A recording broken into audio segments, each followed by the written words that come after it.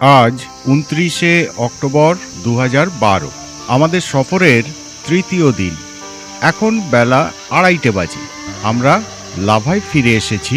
সময়টা দুপুর, রোদ আছে বেশ চড়া, কিন্তু মনোরম পরিবেশ, গরম নেই। তাই লাভার পথে ঘুরে বেড়াচ্ছি।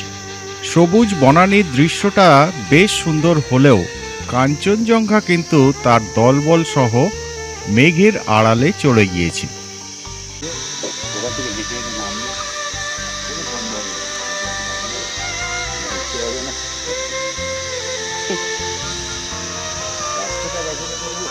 আম জনতার বসতি, গৃহস্থালির সাথে পরিচয় করছি আমরা। এই পূর্ব হিমালয়ের মতো ঘন সবুজ অরণ্য কিন্তু মধ্য বা পশ্চিম হিমালয়ে নেই। সামনে যে বিস্তৃত বনাঞ্চল দেখা যায় তা নেওড়া সংরক্ষিত বনাঞ্চলের অন্তর্ভুক্ত, যা মূলত নেওড়া নদীর উচ্চ উপত্যকা জুড়েই বিস্তৃত। তবে সামনে যে পাহাড়ের খাঁজ দেখা যায় তার মধ্য দিয়ে প্রবাহিত নদীর নাম ঋষি নদী বা রেশিখোলা। এই নদী হল পশ্চিমবঙ্গ ও সিকিমের সীমানা। এখানে প্রচুর লঙ্কা শুকোতে দেওয়া হয়েছে, বেশ দেখাচ্ছে কিন্তু।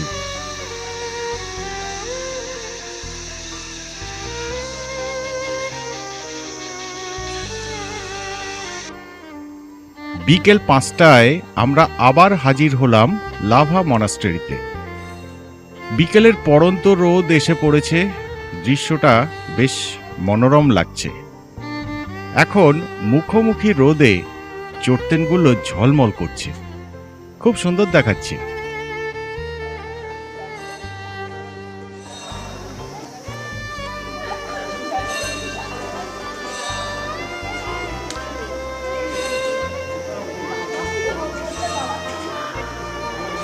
মনাস্টারি চত্বরে ঘোরাফেরা করছি, একটু কোলাহল শোনা যাচ্ছে, যা এর পরিবেশের সাথে বেমানান।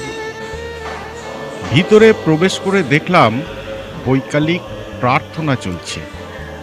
এই দৃশ্য চিরাচরিত।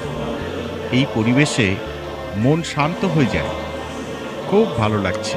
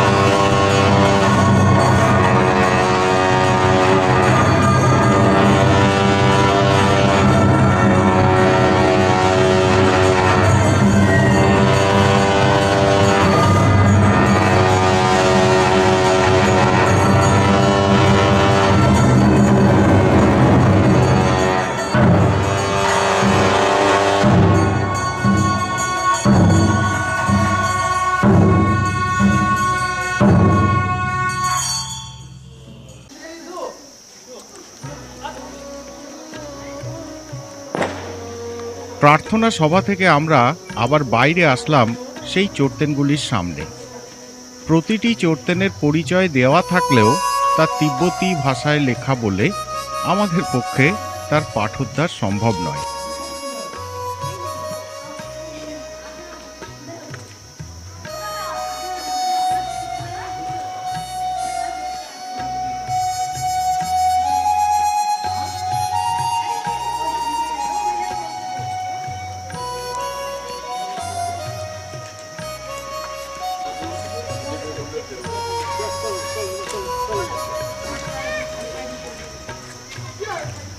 রোদের হলুদ ভাবটা ক্রমশ বাড়ছে বলে নির্মাণগুলিকে আরো ভালো দেখাচ্ছে।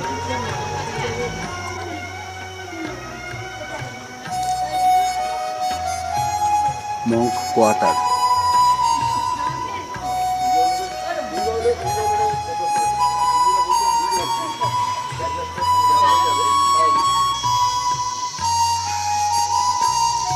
লাভায় সন্ধে নামছে।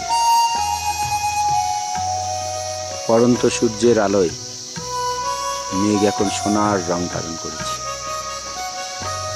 আজই আমাদের লাভাতে প্রথম ও শেষ অপরাহ্ন।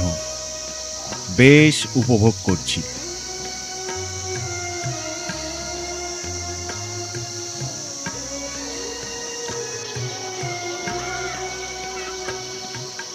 পাহাড়ি অঞ্চলে ফুলের বৈচিত্র্য অসাধারণ। একটু আশপাশে তাকালেই তাদের দেখা মেলে।